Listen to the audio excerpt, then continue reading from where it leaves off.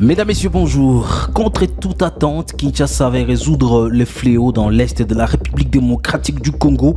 Par quelle voie à découvrir dans l'actualité du jour? Des combats violents opposent depuis la matinée de ce mercredi 20 mars 2024 entre l'armée congolaise contre le rebelle du 23 RDF UPDF à Bihambo et dans la chefferie de Baoundé à suivre dans l'actualité du jour. Et puis au moins un mort et des blessés dans une explosion de bombes vers midi de ce mercredi 20 mars 2024 dans la cité de Minova. Selon des sources locales à Kivu Morning Post, lobby serré venu de collines sur Plomba, Bouéremana et Chacha occupés par le rebelle du 1-23.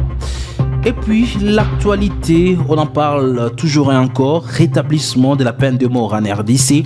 Et Kinshasa veut arrêter le fléau des tueries par un exemple pédagogique. Messieurs, dames, on se retrouve dans la deuxième partie. Vous êtes nouveaux pour ne rien rater et être à la ligne de l'information d'Ikivu.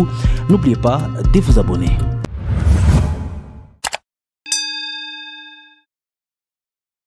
Commençons par cette information sécuritaire. Des combats violents opposent depuis la matinée de ce mercredi 20 mars 2024 l'armée congolaise, le Wazalendo, contre le rebelle du 23 RDF UPDF à Bihambo dans la chefferie de Baoundé.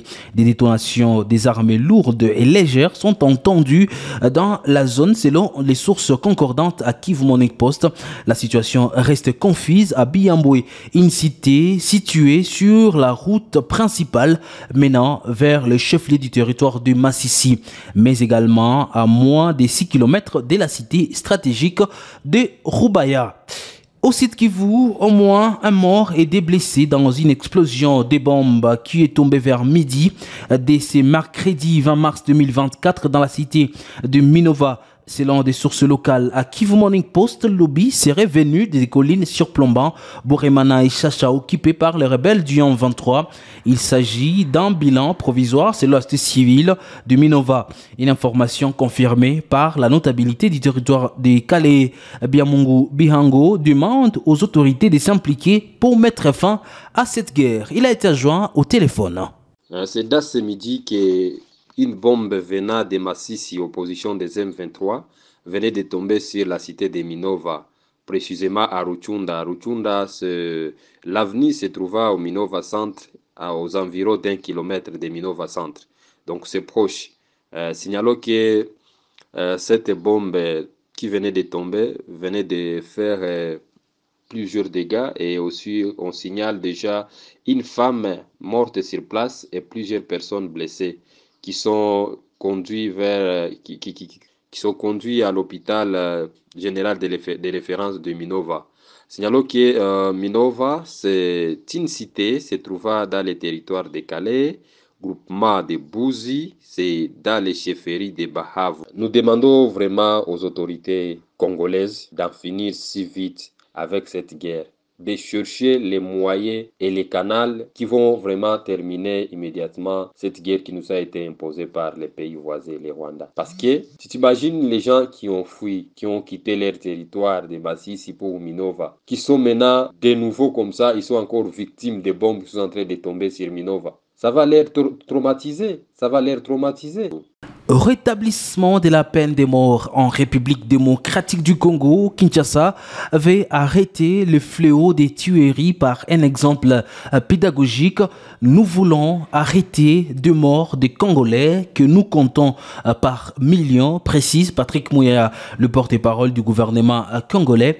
Dans un briefing avec la presse, le ministre de la Communication et Médias dit comprendre la réaction de l'Union européenne. La décision du gouvernement congolais reste donc unique. Il faut mettre fin au fléau dans l'Est de la République démocratique du Congo. Patrick Muyaya est dans cet extrait. Des gaietés de cœur que nous avons évidemment sous la direction du président de la République, comme gouvernement, levé l'option de lever les moratoires sur la peine de mort. Mais parce que nous sommes, j'ai vu notamment l'Union européenne encore elle réagir à ces propos, nous comprenons leur réaction, mais nous sommes dans un contexte précis où nous voulons justement arrêter des morts des Congolais que nous comptons par millions. Et si pour arrêter les nombres de morts congolais par million, il faut passer par la restauration de la peine de mort pour ceux qui le méritent, nous n'avons pas le choix. Nous n'avons pas d'autre choix en face de la traîtrise qui est constatée de manière régulière lorsqu'il faut monter et faire des opérations contre l'ennemi.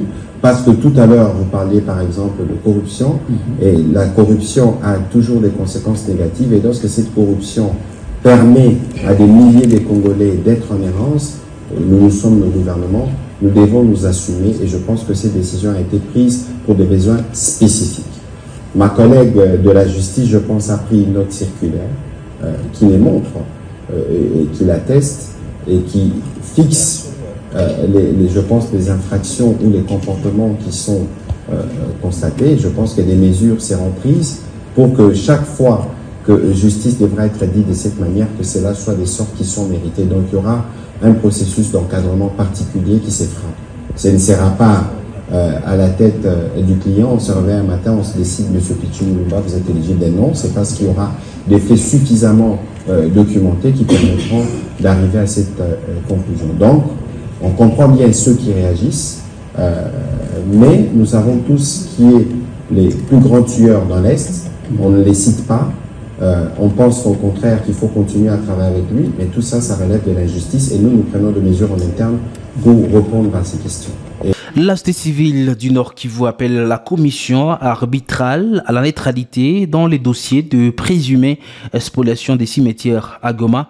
Il s'avère jusque-là, après la descente d'une commission de certains élus de la ville de Goma, que c'est l'État qui négocie les opérateurs économiques pour trouver ou enterrer villes et cimetières publics saturés. Placine Zilamba en parle ici.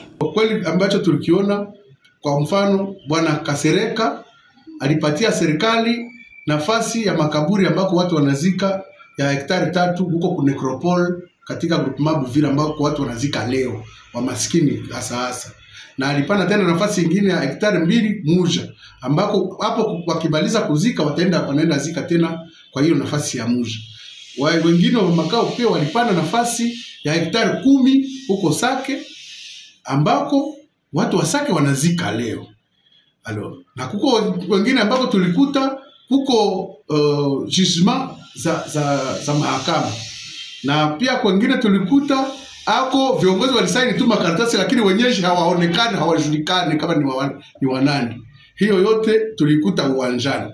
Na sasa kwa kweli nikusema kuwa serikali ndiyo chanzo ya hii vurugu yote ambayo inakuwa leo. Na sasa kwetu nikusema kuwa tunaambia tu commission ambayo ilikuja kwa sababu wanatumika, watabeba ripoti kwa rais wa nchi, kwa waziri na pia kwa mkubwa wa bunge la taifa. Ni kusema wakati wanatumika waangalie hiyo mambo yote. Sisi ni kusema kuwa kule ambako watu hawaja bado zikwa au hawaja bado bomoa makaburi waweze kupachunga, na kama walipatia watu waweze kuwapatia nafasi nyingine nzuri ambayo inaambatana na ile ambayo walikuwa walisha pale.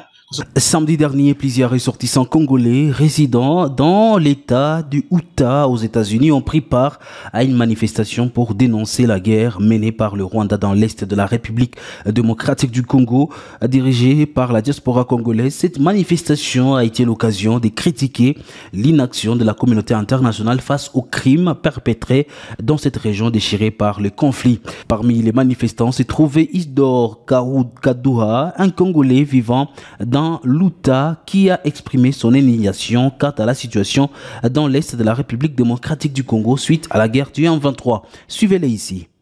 Ils ont écrit dans leur mémo s'adressant au gouvernement américain de s'impliquer pour que la paix puisse vraiment revenir au Congo et que le génocide qui se vit au pays depuis plusieurs années maintenant, que vraiment cela puisse mettre fin.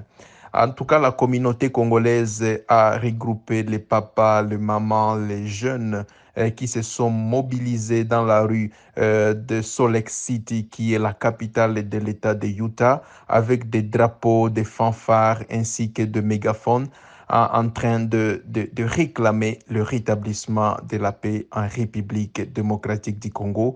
Ils ont été reçus par par le membre du Sénat et de l'Assemblée qu'on appelle le Congrès, ici dans l'État de Utah, où ils les ont entendus pour, dans leur demanda bien évidemment le rétablissement de la paix. Et le même message a été envoyé aussi au niveau fédéral, c'est-à-dire au niveau national, à Washington, pour que vraiment cette question soit vraiment prise au sérieux.